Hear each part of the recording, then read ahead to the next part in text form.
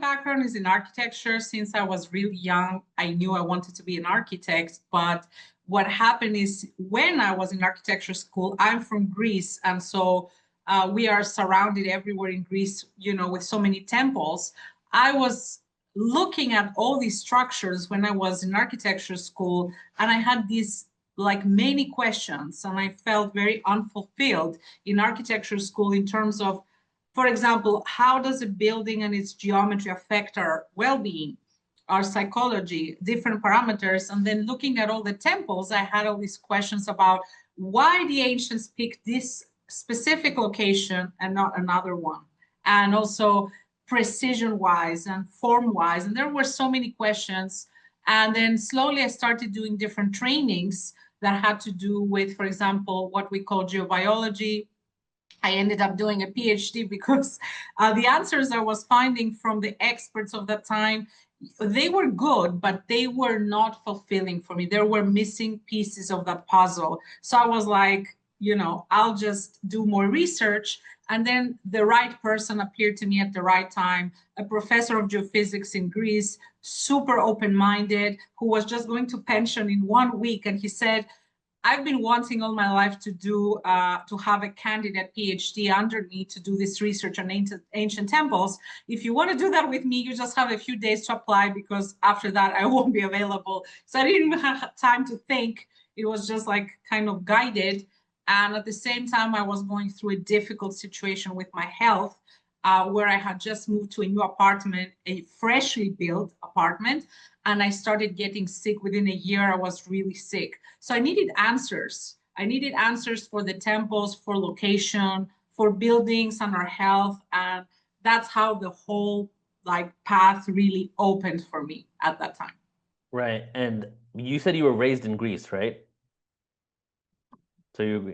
So I am from Greece. Yeah, I am Greek. I grew up in Greece all my life. I've been living in Greece. And then later, you know, I met Arturo, my husband, who's also a holistic architect, and we live between Greece and Mexico. We spend a lot of time in Mexico also. So when you were looking at these structures as a kid, right, and growing up, I would assume that most people take it for granted. Just like in a lot of places in the world, where if you living near the Mayan pyramids, it's just there in your backyard. But you had this curiosity of what was going on. So maybe we could start with, what are some anomalies that you found in ancient Greece that really piqued your interest?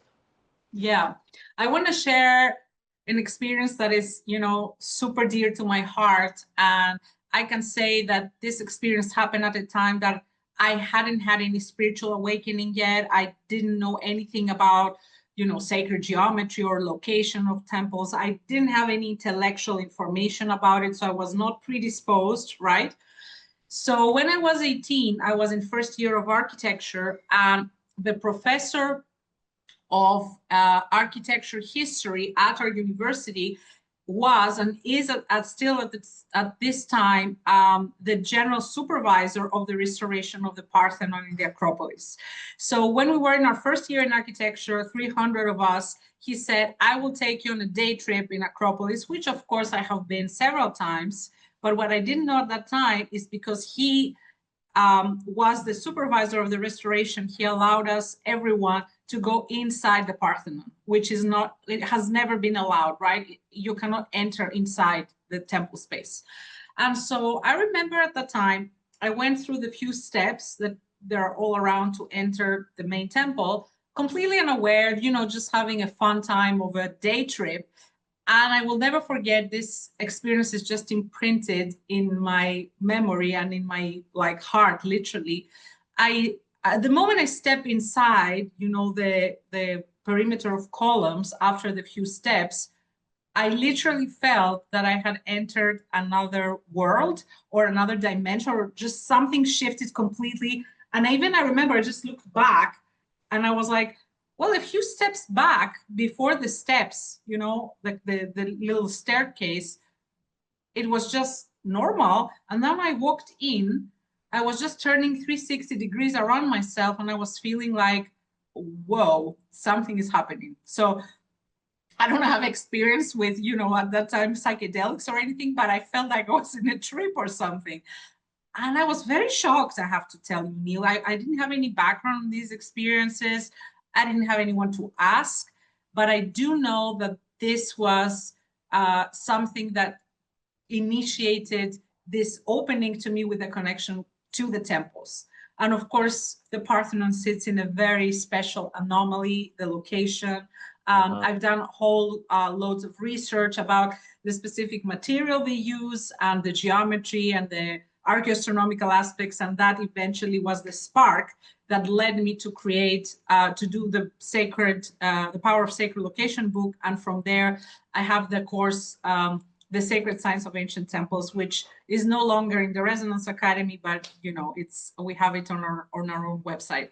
And so that was like a really pivotal moment that showed me that temples are far more than what we imagine, even if we're not, even spiritual yet, or we're not in this world, and they have their way to unlock something into us. And there is actual science, from what I've decoded, which is to literally allow people to have altered states of consciousness. And I think that's what happened to me that day. Wow. Are you familiar with the caves in Malta and the 110 hertz frequency? Yes, of course. I even have quoted some of this work on my book. And let's say this, the infrasounds, the ultrasounds, and all these things are parts that there are parameters that we find in ancient temples or all around the world. So this is exactly part of the research that I've been doing. So finding what common are the parameters that we find in temples around the world, no matter what. I have been looking over 15 years in temples around the world, and I have found that there are three main parameters that constitute the temple design, what I call the sacred science of ancient temples. And when I talk about ancient temples, I mean stone circles. These are temples because you find these three parameters. Ancient cathedrals, for example, in Europe, that they're built until a few hundred years ago, because then the knowledge kind of got lost. Stupas, Hindu temples, pyramids in Egypt, in Mexico, the mounds in North America, all of that, they are part of the ancient temples, and they have this sacred science. And so these infrasounds and ultrasounds, it's actually part of their design, and they are meant to create these conditions. One of the 4 functions that I decoded is access to outer states. And of course, I think for ancient civilizations, it was very important to have access to outer states, because when we have that, first of all, as individuals, we can receive clarity and guidance in issues in our lives.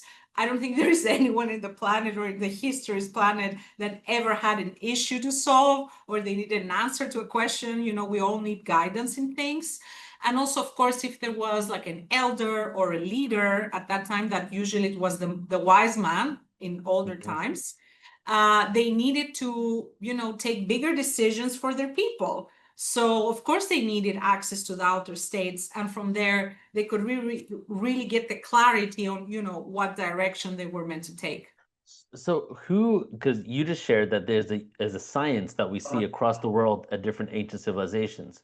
And this science has a lot of similarities, in some ways the same kind of equations they utilize. We've been raised to believe that individual societies, there was no globalization like there is now, we were told, right? Obviously, we've seen something different. So through your research, your metaphysical background, everything, what do you feel is that connection that had that awareness universally used around the world? And could it have also, because there was some sort of connection between the civilizations, or were they receiving it in an out-of-body state? That's actually a great question, Neil.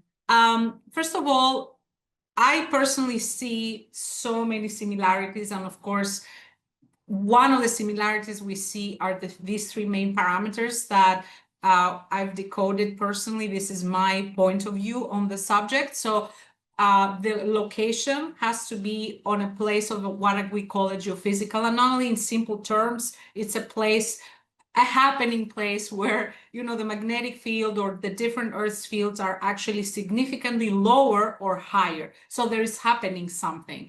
And this is usually taking place because of underground water, fault lines and different anomalies. And basically the temple uses those as a power source. So that's the parameter number one. Number two is everything that has to do with the design.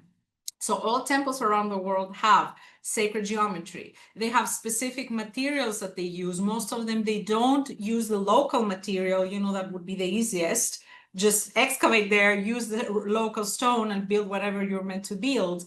And they are usually bringing stones further away that are far harder to work with, that like granite and basalt and andesite and things like that.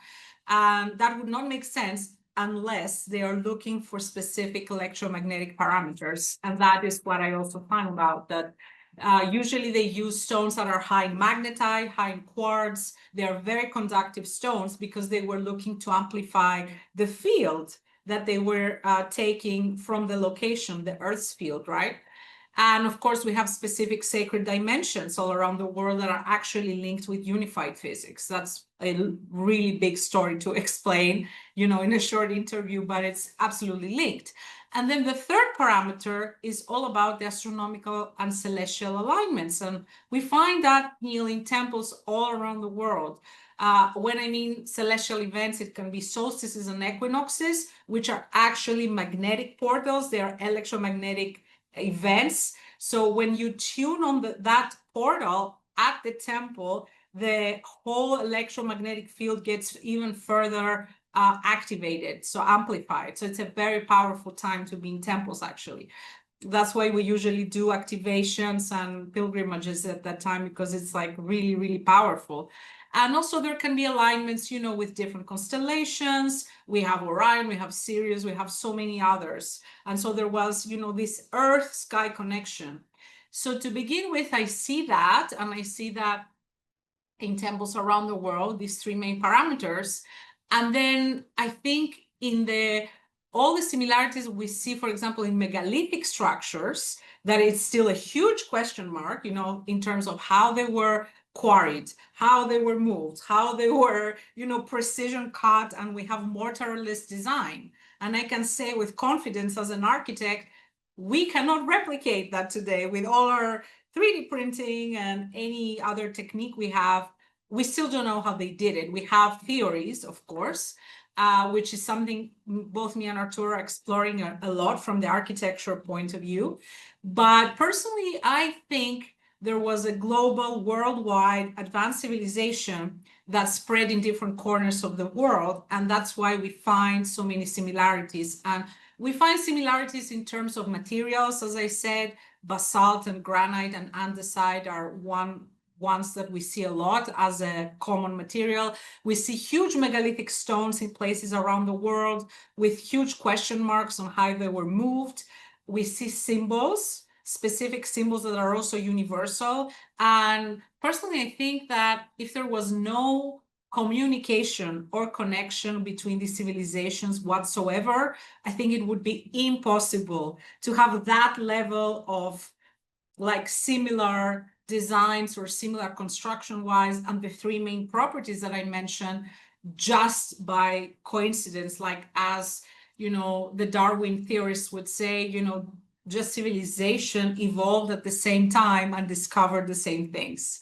So right. That's how I see it. That's my personal point not of only view. Evolved at the same time, but also we see civilizations just popping out of nowhere and becoming very advanced in just a short period of time as well, right? Exactly. And that happens all around the world. Like it's not possible to describe it. That's why I personally have rejected the Darwin theory, because there is no explanation to having a linear evolution and then there is just a huge step, right? Like going up a staircase. What caused this?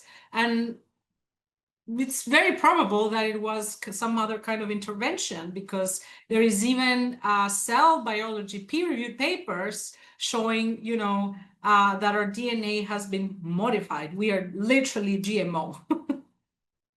So, okay, well, now we got to talk about that one. So tell us just real quick, if you could, what do you mean by we are GMO, that our cells have been modified?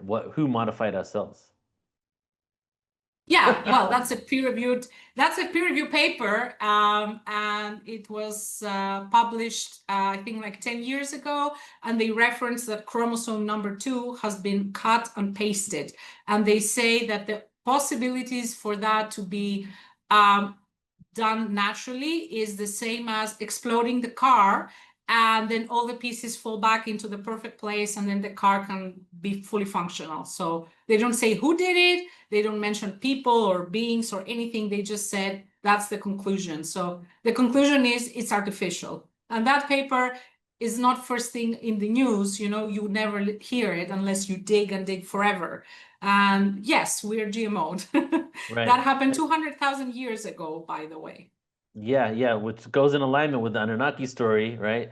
So I was just watching a podcast today on a guy from Johns Hopkins University. He deals with brain science, and one of the questions that they asked him was, "Is evolution a slow, steady pace? Is it like, kind of like that?"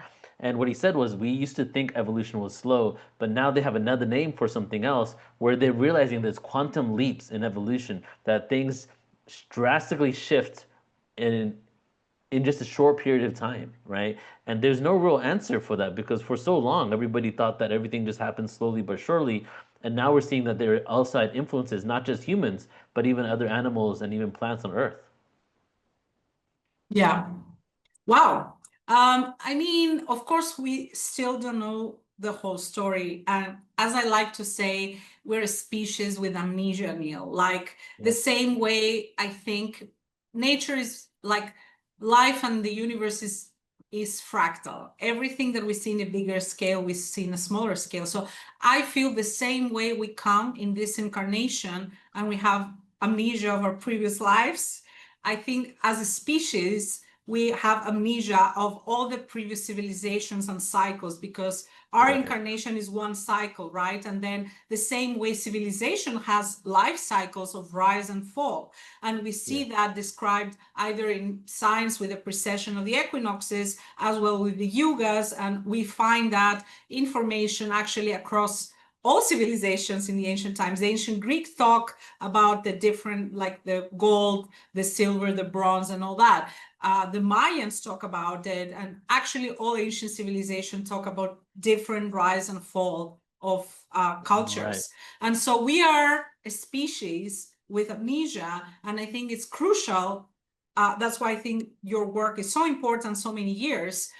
It's crucial for us to remember what happened and to find out and put the pieces together, putting together all the scientific data. I stand for that fully, and all the spiritual and all the knowledge we have from mythology, which is true history, all the knowledge we can get from, credited channeling information. We cannot dismiss all that. And once you try to put together all that, and you and me and other people, we're doing this work, we're putting one piece of the puzzle at a time, I think slowly the whole picture starts to get revealed. So I feel this is a time of revelations, and I think we're getting a little bit closer to more revelations. Right. And that's how we get a holistic perspective. We all bring in our different expertise and our different connections.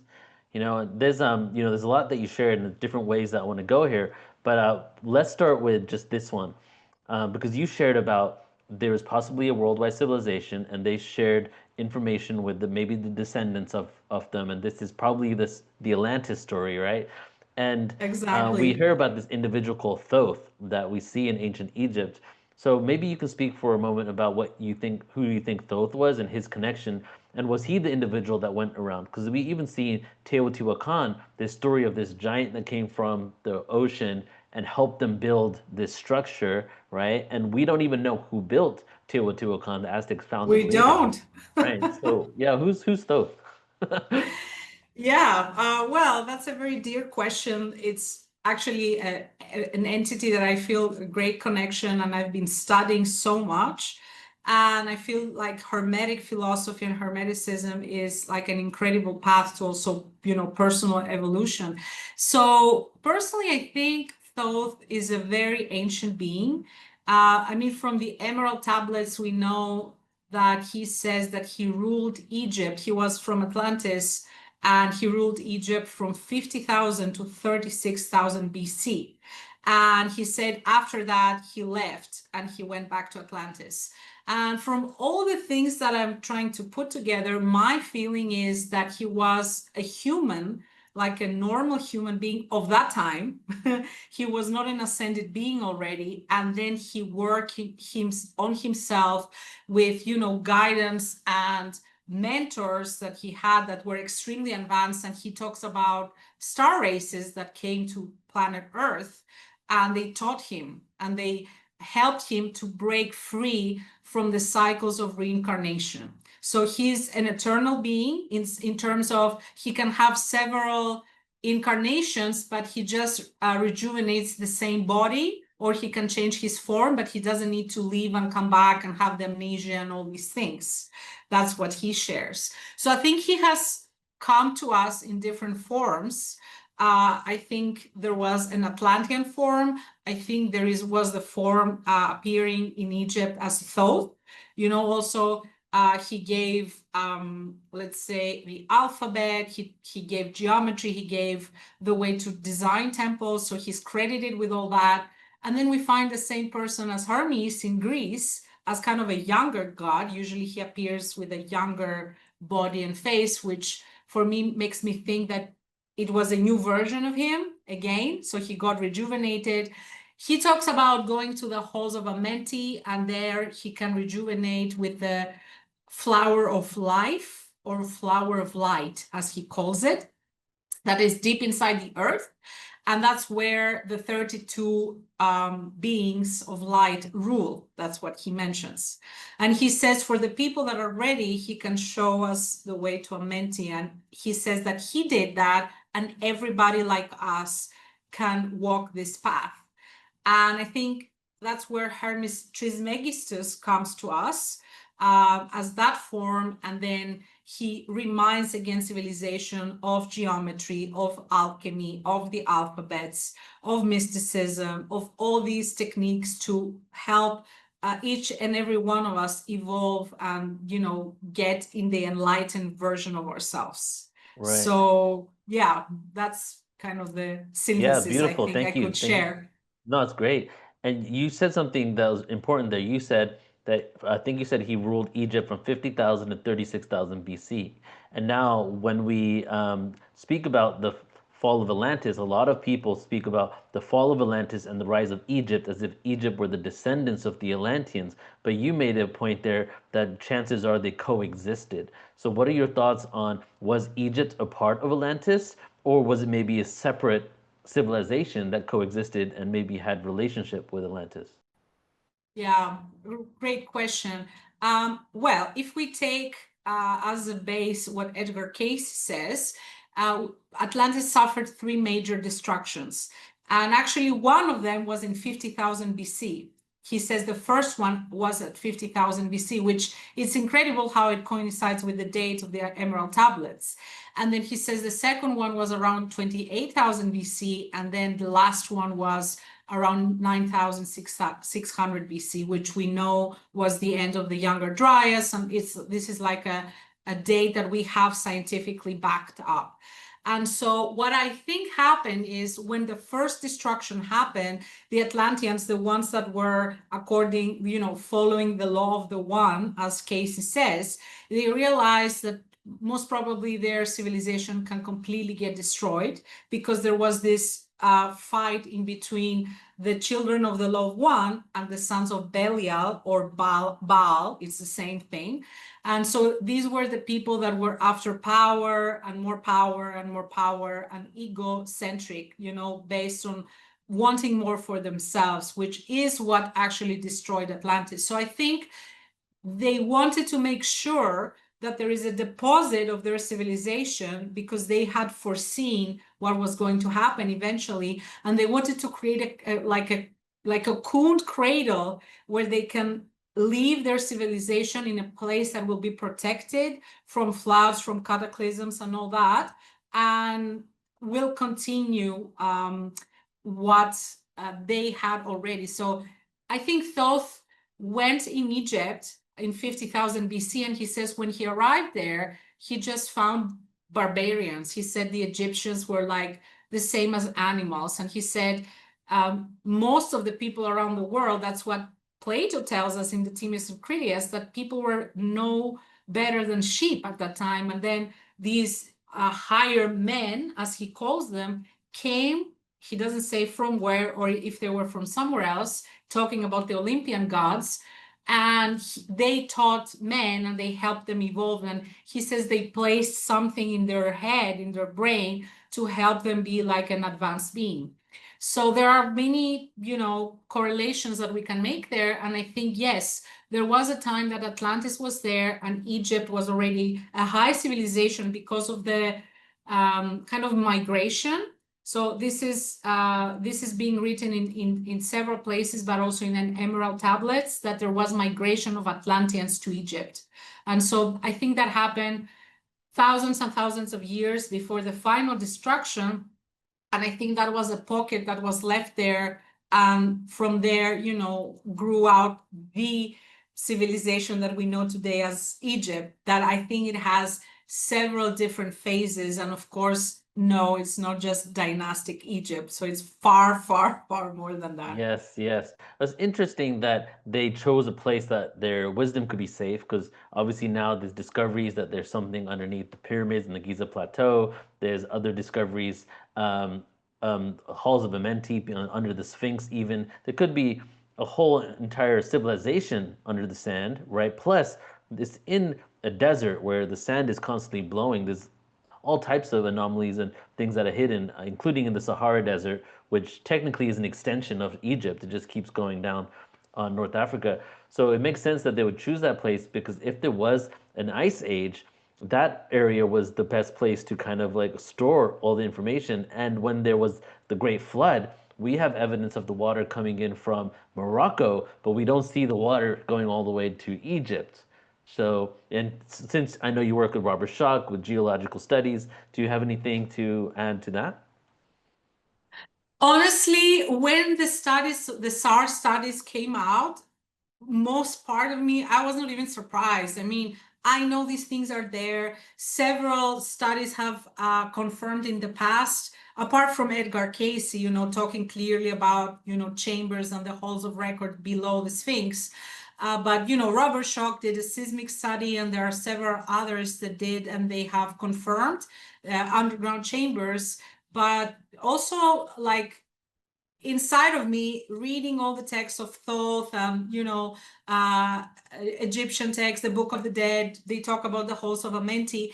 This cannot be, people at that time didn't have time to write stories. Like, I think they just left records. And today, because of our, in a way, smaller mind, we just look at them and we say, oh, it's just mythology, it's symbolical. It's not. But I was shocked positively that, we have even further studies in terms of science bringing that out. But I always knew that they are there, and maybe when the time is right and when, I don't know, conditions permit it, they will allow this to come out. And I know they're still fighting in Egypt to keep that as, it doesn't exist, these studies are not valid, and, all these things. But having, for example, a geologist like Dr. Robert Schoch saying, for example, the Sphinx is 10,000 BC or earlier because of its erosion and things like that. For me, there is absolutely no doubt about what we're talking. Right. I personally believe that the pyramids and the Sphinx is far older than that. That's my right. Perspective. And I have a lot of reasons to say that. I'm not just saying it, theoretically, but of course we need more scientific work on that. Absolutely. Right. And when it comes to the new findings with it's the SAR machine, right? SAR, is that what it is? Yeah, yes. Some people in this community that immediately came out and they were like, I don't know, I don't trust it 100%. And then a lot of those people actually ended up trusting it and going fully into it.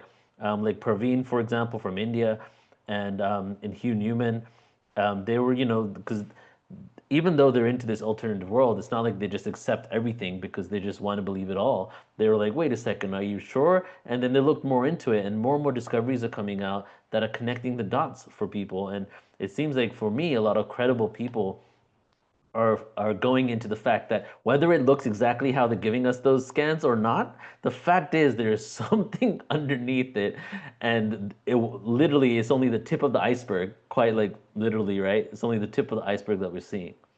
So, you said also that it's not just it's an actual record of the ancient times, which is interesting because the ancients, they both use symbolism, poetry, and actual events all in one story. There's such geniuses.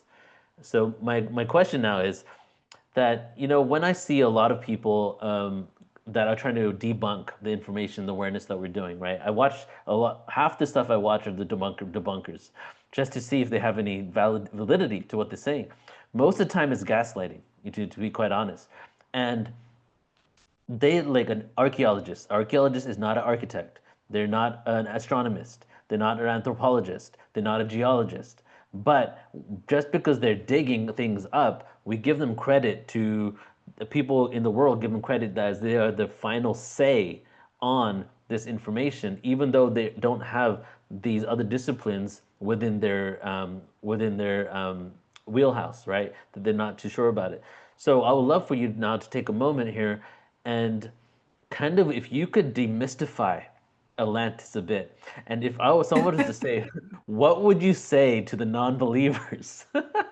What are some things that you've seen around the world, and that you're so into that just make us think that, wow, what we've been told about this conventional timeline of linearity and how ignorant our ancient people were is not the truth?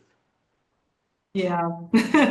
Well, that's actually a question I will cover in 2 whole presentations in the upcoming Atlantis Summit. So I will really go on a deep dive on that. But for a short answer for now, I love to put together, as I said before, data that we have from science, we have from ancient records called myths, and many other things. And there is like an abundance of evidence about the Atlantean civilization. And many people think that it's only Plato that talks about it, whereas there are several sources. And there are even other sources from ancient Greek writings that I will bring about in the presentation that actually almost no one talks about. And, me with my background, I even have the chance to even read the ancient Greek texts, sometimes like the original, and sometimes there are so many different translations. So there are texts that talk about a time before the moon. I will have a whole presentation about that based on the ancient Greek texts and more. And this is clearly written there. And not only that, they link that, they don't say the word Atlantis, but they say that because the moon was placed there, before they placed it there, they use that phrase in the ancient Greek texts, that had to do with the sinking of the island, and they use a different name for that island. But they talk about the island in the Atlantic, in the big ocean, outside of the pillars of Hercules. And so it cannot be that all these different sources around the world, from Greece to Egypt, then you go to the Mayas, they have all the written story. They even have depictions that I will be showing, ancient Mayan depictions that are showing that their ancestors came from that island that sunk, and they're showing volcanic explosions. And so they all talk about the same thing. And this is, for me, an evidence that it cannot be, okay, if it's a story, it cannot be the same story all around the world by cultures that never met each other. This is impossible. And of course, then there is other interesting scientific data. And one of them is what is underneath the ocean in the Atlantic, and if you see how the whole, like the depths and the different layers and heights of mountains that are down there, it's exactly what we would expect to see from a flooded island. It's exactly that. And for me, one of the biggest, let's say, data in terms of Atlantis is how are all these megalithic sites built around the world, how they are quarried, how they are transported, how did they work with granite and basalt and andesite in a Mohs scale of 8, where they had copper tools that you cannot do anything with those supposedly at that time. How do you perfectly polish them? There are sites around the world. We were just exploring some in Turkey. There are in Peru, in Bolivia, there are in India, caves. They're perfectly polished in a level that we could only do today with lasers, nothing else. And nobody's like a normal conventional archaeologist is saying like, this is not possible. We don't have the technology to do that. How were they done? So for me, also, being an architect, this is a big, like very bold reason to really say that, there was obviously an advanced civilization and they left us all that.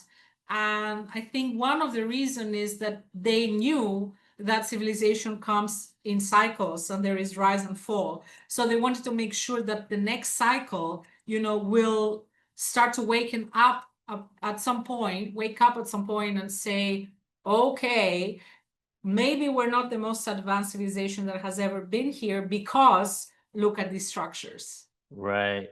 It's interesting. You mentioned the Greeks a few times, obviously the Plato, the Atlantean story, and now you've expanded it to show that there's other stories around the world. Obviously, they don't call it Atlantis, so people don't maybe even see that this is a connection here. But then people might wonder, why did the Greeks know all this? And if we look back at Alexander the Great and the Library of Alexandria, we see around that time, including the time of Pythagoras, the Greeks used to go to Egypt quite a lot. And they would be initiated into a lot of wisdom there. So what do you think? Do you think that the Greeks got their information from Egypt for the most part, or where else? Maybe even some sort of channeled information? Look, I don't have a definite answer, like an 100% answer for this question, but I am absolutely convinced that, for example, Pythagoras and Plato and other like Herodotus, all these guys were initiated in Egypt. Absolutely. And I think at that time, like the Hellenistic time in Greece, I think there was a big, let's say, inflow of Greeks and philosophers to Egypt, where they got initiated for many years, because I think at that time, Egypt was holding all the knowledge and the esoteric mysteries and the records from Atlantis and the previous civilizations.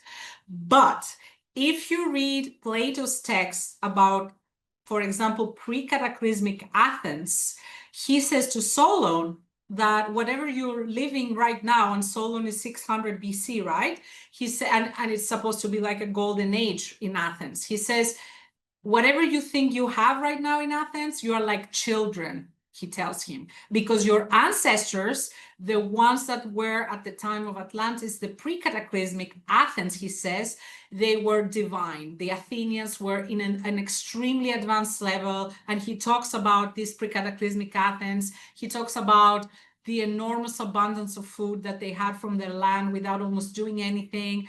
And he just describes like a golden civilization. So I think pre-cataclysmic times, I think there were several places around the world that were very advanced. And it looks like, for example, that Athens was one of them that got completely destroyed, because Plato says in his words that first there were earthquakes that created a huge tsunami in Athens. That the Acropolis hill was, I don't even remember how many times bigger, but it was massive, because he gives us the contours. So it was far bigger. And then he says, because of the earthquakes, there were huge tsunamis that rose up to the level of the Acropolis hill and then took out literally any soil. And he says that's why today, in his time, 6th century BC, we don't see any soil in the Acropolis, and it's just a bare rock.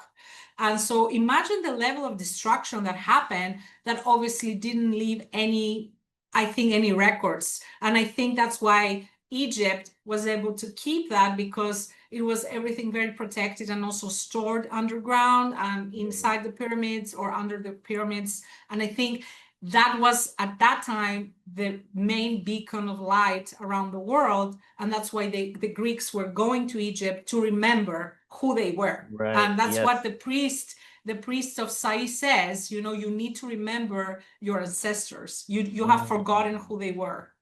Oh, I love that.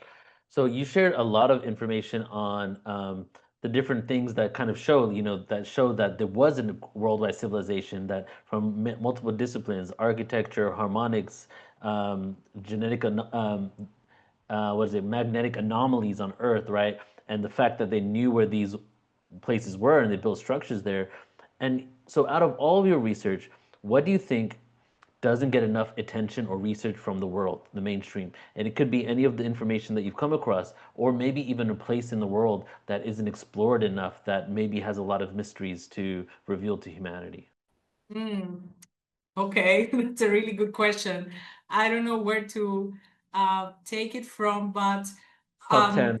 for me, for sure, yeah, no, there are several things I could say, so that's why I'm thinking, like, for me, for sure, the fact that we have these three main parameters around the world in all temples, I think we are not looking into that, right? Like the world is not looking into that. I think that's one big reason to look into how did all these different cultures with different backgrounds and different architectural styles all aim at these three main parameters and design and build their temples with that. So that, I think that's definitely one piece of like really important to look at. I think that there are absolutely places around the world that are completely undiscovered.